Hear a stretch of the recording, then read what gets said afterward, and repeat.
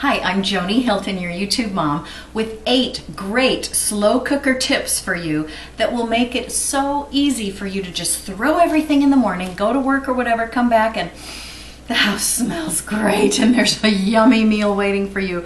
I just cooked this up. It's a typical pot roast with carrots and potatoes and onions.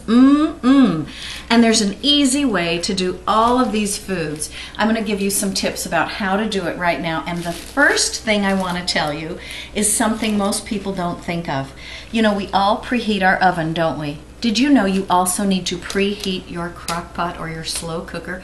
When you plug it in, whether you're putting it on low or high, do that quite a bit ahead of time so when you put food in, it's already hot.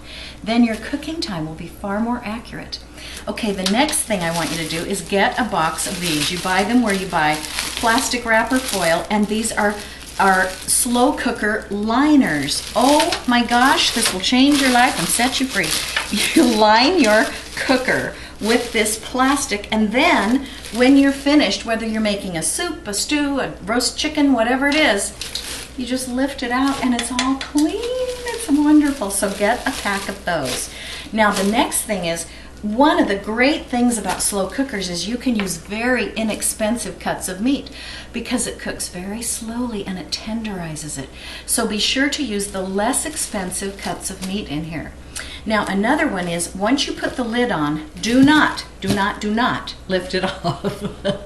That's really pretty important because you do not want to let moisture escape and you don't want to throw off your cooking time. If you need to ladle off too much liquid, of course, then you do that. And some recipes will say, take the lid off in the last hour or something.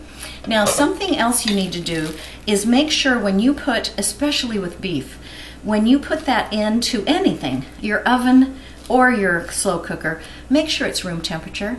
That's how chefs get that beautiful even color all the way through.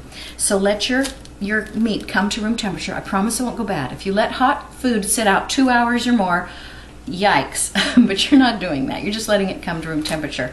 And then what I did, like with this roast, and what you're going to want to do with any cut of meat, is brown it just a little bit in a skillet on the stovetop first.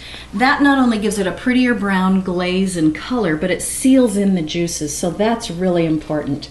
Now, let's say you do have too much liquid in your mixture, and you can see through the clear lid. They all have clear lids. You can see it's too much liquid, so you're going to want to ladle that out. You know what? Reduce it down. Put it in a saucepan on the stovetop and just let it simmer until it's a nice, beautiful gravy or a glaze. That's a really good way to do it. And then there are a couple of foods you shouldn't add right at the beginning, but at the very end. One is dairy products because those will curdle.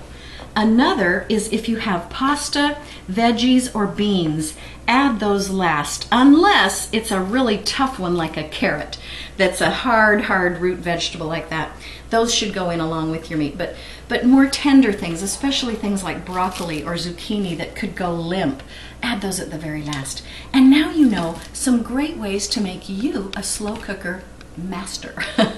I'm Joni Hilton. Hey, go to my website, jonihilton.com. Order my books, pin this on Pinterest, and tell your friends to subscribe. See you next time.